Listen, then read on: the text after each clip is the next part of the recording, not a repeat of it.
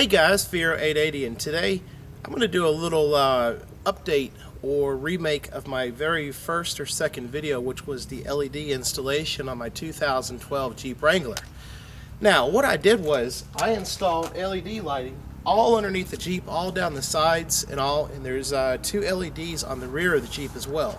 Now, a lot of people think that the LED lighting is for rock crawling or 4x4 or just four-wheeling, but well, up until I got the Mustang, 99.9% of the time, my Wrangler is my daily driver vehicle. Take trips with the family, go out of town, groceries, yes, go into the mall and stuff, but also I have the versatility of going off-road anytime that I want to. The thing that's really cool about the LED lighting is it really helps out when you're in a parking lot and it's pitch dark out, or underneath you, or if you drop something while you're loading the kids into the vehicle, or if you're at the store or anything. The LED lighting comes in really handy. So what I used to do this was, I believe this is osneum.com. They're in my opinion, they are the premium site to buy all your LED lighting supplies or lights. You can go to them at osneum.com. And this one here, what I used was a pre-wired Superflux 4-chip LED. Now I'm going to go ahead and open this up and show this to y'all. This is really cool. What's nice about this particular setup is this particular light, they're already encased in their own housings. They already have their own resistors put onto them. And plus they have leads where you can solder them right onto a wire harness. And what's really cool is how I've got this attached to the Jeep is I put hot glue on this and glue it right onto the body of the bottom of the Jeep. Now another thing cool is I like to fly, I've got a fair amount of collection of RC drones, helicopters, and airplanes. And what I did was I have a Blade Nano QX that I like to fly around. And I took this same LED light, and of course I hot glued it to the body of the drone, took the resistor off, and I mean, this is a low powered RC vehicle, and even with that done, it doesn't drain the battery down one bit. And this resistor, I mean, not this resistor, but this LED has, I mean, it's just an incredible, really bright LED. All right, now try to bear with me here, because I'm going to try to do this the best I can underneath the Jeep. What you see right there is where I hot glued one of the lights to the side of the body of the Jeep. I've got my wiring right there along with my shrink wrap, and it basically goes down all the way down the side of the Jeep, and then stopping right there. I've got a total of let's see if I can point this out. I've got a total of 1, 2, 3, 4, and then there's another one up front. Now watch when I unlock my doors. Now what I did, what was really cool about these two right here is I made one blue. I ordered a specific blue color, and then that way at night, like when you're entering the Jeep, you can see the the blue light along with the blue Jeep reflection when you're getting into the car. Really cool little idea right there. Now I remember now what I did. I put one light pointing down, one light shining forward, and then it goes down. So there's a total of 6 lights per side. Now what's also neat about this setup is this was done nearly 2 years ago. And as you can see, the hot glue was holding up just fine.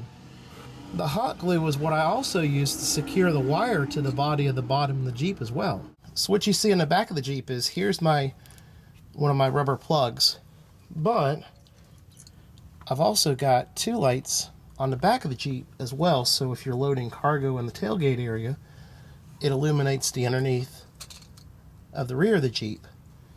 And then there is the driver's side setup of LED lights as well. Now what I did for my power source is there's one of those body plugs, those rubber body plugs underneath the driver's side seat, and that's where I ran my power lead. What I did was I ran my power lead all the way up the the side, removing the molding and stuff, to the rear of the gauge cluster. Now, there is a lead behind the passenger seat that gives you the power that comes off the interior lights, and that's where a lot of people get their power sources from. Now, you can also have a live power feed all the time and have a switch set up to where if you're out four-wheeling, you can flip that switch to get additional lighting for the underneath of your Jeep. What I choose to do is just have it hooked up with the interior lighting. That way it's you can use it with your key fob and stuff. Now, you got to be careful when you're I mean, if you're watching this video, most likely you've had your Jeep apart in one way or another. And basically what I did was I just removed my trimming around the gauges. I believe you got to remove the bottom panel, and then you've got to remove 2 screws over here. Then you can remove your trim around the gauges, and then the gauge cluster is all plugged in with wires. Very easy to remove, and there's one particular wire behind there. I'll have the color code in the description, and I basically just tapped into that wire for my power feed. Okay guys, so right now it's obviously dark nighttime. I've got a little light pointing on the Jeep from the street light over here, but let me show you what and how big of a difference this makes. So as you can see, I've got plenty of lighting down the side of the Jeep and on the rear of the Jeep. I'm going to try to show y'all where this blue light is as well, so bear with me here. The blue light is right here.